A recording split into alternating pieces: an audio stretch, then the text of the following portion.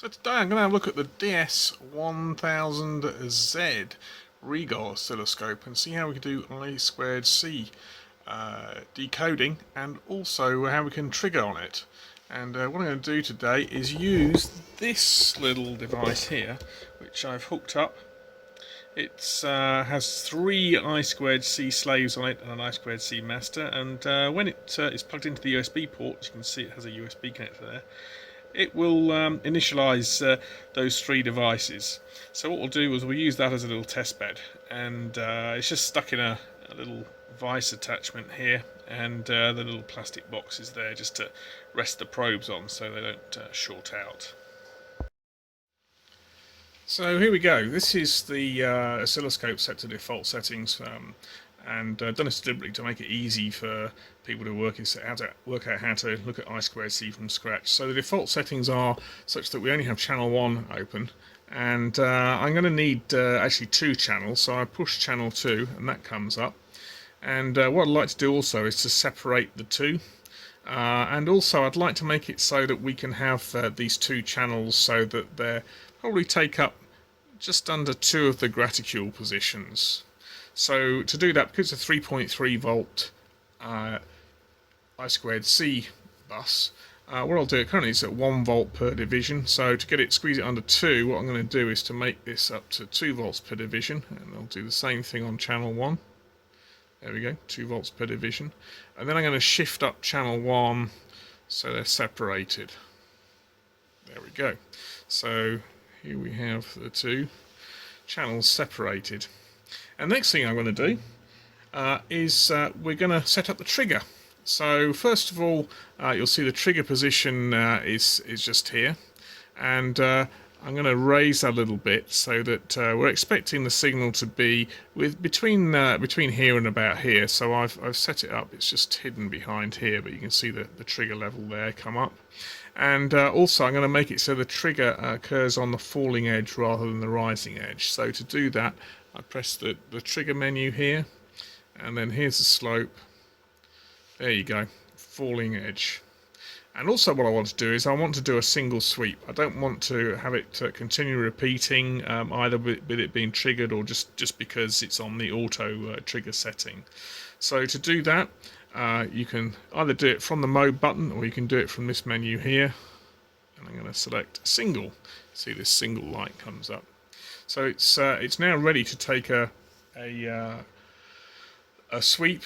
Next thing I want to do though is I'd like it to actually, rather than start here, I'd much rather that it started much further back. So what I can do to do that, first of all though, I need to set the time base. I happen to know that the time base for this is going to take about a second or so for all the I2C activity to go ahead. So what I'll do is I'll change this from 1 microsecond per division. So let's go to 200 milliseconds per division. So that'll give us 2 seconds across the whole span. And yeah, sorry, going back to the trigger position here, I'm going to move that back to here. Otherwise, what we'll do is when you get the first bit of I2C, we'll see it coming up, and then the beginning part of the trace will have nothing in it at all, because that was what the trace was there when before the unit was actually plugged into the USB port. So what I'm going to do is to move. There you go. You can see the little trigger marker move back here. Move it back to around about here, and we're good to go. So I'm just going to plug it in now into the USB connector. And there we go, you can see it's triggered. It's got the whole span on there, and we can even see here where the power was applied. And nothing happened for a little bit of time. That was while I was just thinking about it, doing some other initialization. And then the next thing we see is we see some I2C activity here, a little bit later some more I2C activity, and furthermore some more here. So what we can do now is have a look to see what's in those sections. So if I now move this so that we can have a look to the original trigger point here, and I set it so that it's right on 0, there we go. And then I zoom in by changing the time base. You can see we're zooming in nicely here. There we go. This is our I2C trace. And what I'm going to do is I'm just going to shift this left a little bit, and we'll see if we can get the software to decode this. Sorry, the oscilloscope to decode this. So first things first, what we need to do is to press the math menu and go into decode, and the decoder we're going to use is going to be I2C. Okay, oops. It's one of the frustrations of this scope. It does, this multifunction button does seem to wobble about a little bit, and we also need to check which way we've got the clock and data. Well, it looks here channel 2, which is the blue channel. That looks like the clock to me, and the data is on channel 1. Don't worry, pretty much you've got a 50-50 chance of getting it, unless you've really thought about it. Probably easier just to hook them up to whichever you think is clock and data, have a look at it on the scope, and then switch them round. Now, a nice little thing on this scope here is I could go into here and select it from the various channels, like this. And then again, it means fiddling around with this little control here and hopefully getting it right. There you go. Or I could just use exchange clock and data. So there we go, got it set up with clock on channel 2 and data on channel 1. So now what we've got to do is to switch the decoder on, and let's see what happens. Okay, first thing we get is it does a bit of a decode here. However, one thing that concerns me is it's coming up in ASCII, so we need to change that. I'd rather see it in hex. So you see the format. I went down the menu here. This is the original decoder menu. I just went down one there, and I can press the format button. Let's stick it in hex. There we go. Again, you've got to be a little bit careful with this. Oh, there we go. Now that's good. So we can see here that we've got a write to address 60, and the next data byte is 0. Then a read from byte 60. Now I'm going to show you an interesting little thing here. And that's this is great, except we need to be a little bit careful, because I've noticed that it sometimes badly decodes. I happen to know that this is actually not correct. This happens. I happen to know that this is actually a write to 60. I'm not quite sure why it's getting it wrong, but what you'll notice is, even if I zoom in here into into there, you'll see that it still has that read. What I'll do is I'll go all the way. I'll go back, and you can see as I go back, you can see that it does actually decode. And what I'm going to do is I'm going to slowly move it. So the first two are correct. The write to address 60 of 0 and the read from address 60 of 10 is absolutely spot on and correct. I know that because I wrote the code. So then where it goes a little bit wrong here is this shouldn't be C0. This should actually be a write to 60 again, and I don't know why it's got it wrong, but interestingly, if we just go a little bit further along here, you'll see suddenly as soon as it's missed this read from 60, it's actually now detected this as a write to 60, which is absolutely correct. And we'll move along a bit more. And there's a second byte in that write, which is FF, which again I happen to know is correct. There's a reason I know it's correct. It's not only did I write the code, but also I decoded all this on an Agilent scope as well, which is a bit cheating, I know, but there you go. And so there we go. That's the I2C decoding for you. Now, there is actually a possibility of doing what's called an event table, which sounds really neat. And what you can do is you can press this event table button, switch it on, and you'll see here that you can have the data shown up in a table. The problem with this is it only shows you the information that's on the screen, not the entire buffer. So if I switch the event table off a second and return. I'm also going to move this up a little bit so that it gets out, so it's not in the way. Here we go. Stick it on top of the trace, why not? So you'd think, well, what we could do then is we could squeeze all this up, and you see that that looks really good because we've got all these decodes going on here. That looks great. And then we can stick the event table and see the list of all those. event table on. Well, yes and no.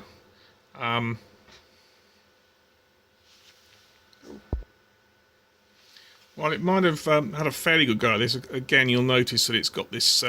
This should have been a write to 60, and then followed by 00 and FF. In fact, what you can do in the event table is, oops, sorry, I'm changing the here we go. You can see that it only actually decodes a limited amount. It only decodes actually what's within the current window span, not what's in the entire buffer. So I'll just show you something here that's a bit frustrating. If we zoom out even further, you'll see it makes a complete mess of what's in there. So it's all very nice that it has this event table, but actually you can only really get a few bytes worth of information on there. And there's an additional bit of functionality in here, which is to export to a comma-separated file, which you'd think would be fantastic. The problem with it is that actually it will only export a limited amount of data, and you'll notice it's got all this completely wrong. So, but if we zoomed in again, you'll see that actually it's almost decoded it correctly. Now, a little bit of more that I need to show you here is why did it get that wrong? Well, if I go into the right setting, this is configure, that's it. You'll see the digital sampling rate here. Now, I happen to know that this is just under 400 kilohertz is the I2C clock rate. And the digital sampling rate here is 1 megahertz, but you can't actually change that. There's nothing you can do to change that. The way that is set up is it's completely defined by you adjusting the time base. It's set up on the fly. You'll notice that it's a good attempt, but the problem is again it only displays what's in the window in the screen any one time, and as you zoom out, whereas you'd hope this thing would continue to work well and whatever, it does, and then it goes completely doolally. And the reason is the digital sampling. So you've got a sampling rate there of 500 kilohertz, while the clock rate on the I2C is only about 400 kilohertz. It's just not gonna. It's undersampling, so it's just not going to give you the right result. Okay, so what we'll do is let's go back here. I'm going to switch the event table off for now, and let's get back to where we were here. Okay, so that's looking not too bad, apart from, say, there was that little nasty thing at the beginning of this particular capture. And if we go back there, I'll show you. So again, if you want to go back to the beginning there, put the trigger in the middle, and you can then zoom in, and then as we scroll along, see, this is where it gets a little bit wrong. The other bit that I'd like to show you though is well, there's quite a lot of information on here. There's actually in total, I think there's around about 3,000 or so I2C bytes here, so that's quite a lot to see. And as you can see, there's a heck of a lot of initialization going on here as I scroll down. So what you can do, of course, is you can zoom out. There you go. And then take the bit that you're interested in and zoom in. So again, if it just goes off the center, you can just move it back, zoom in. There you go. Now I happen to know that in here somewhere, let's move this along here.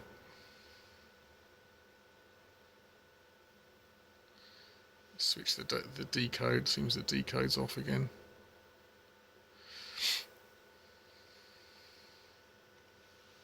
There you go.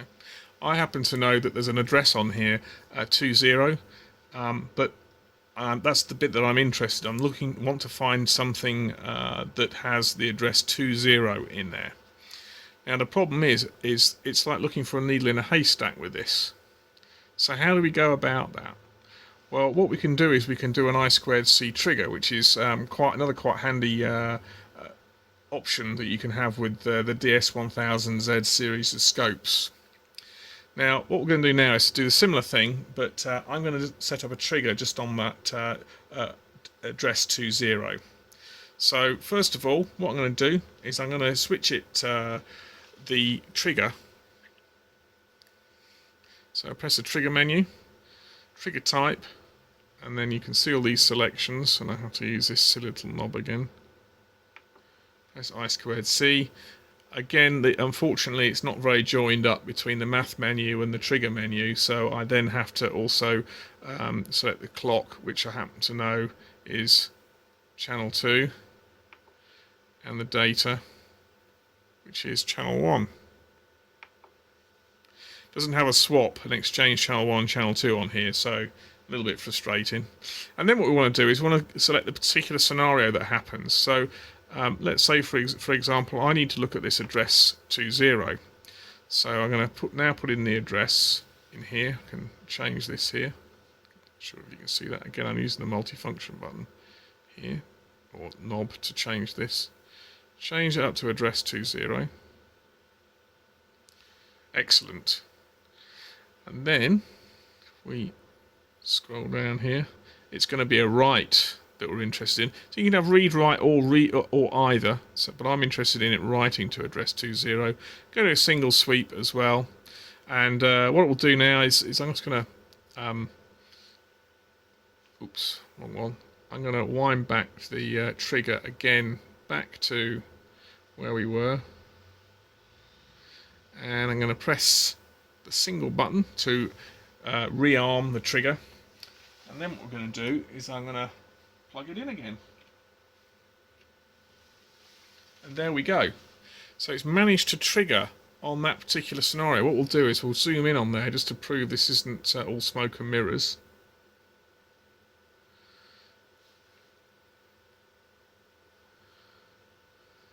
Probably going to stick the decoder on as well.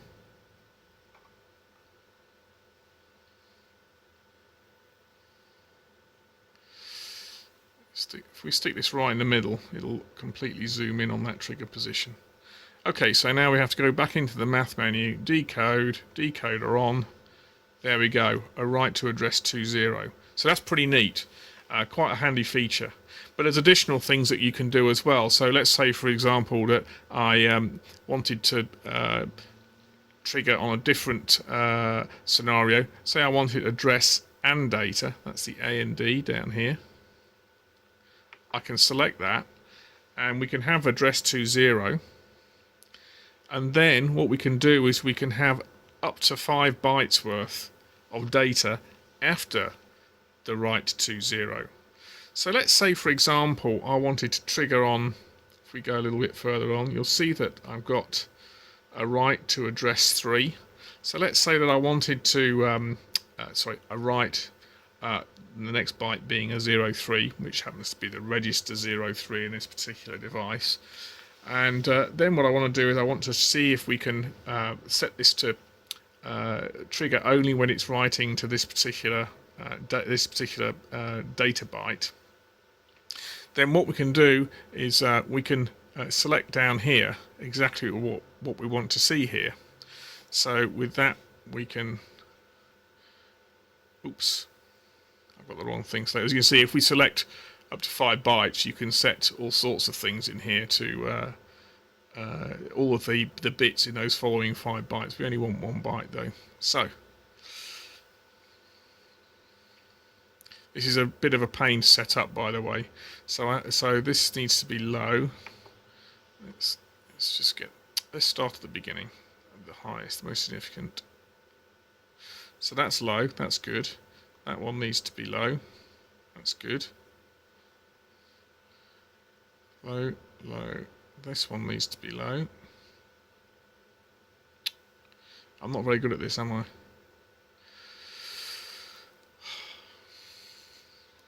Tries your patience.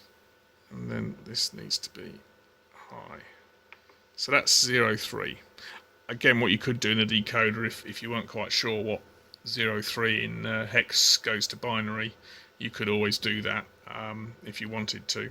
So what we're going to do differently here is I'm going to switch this now all the way back to the same 200 milliseconds per division.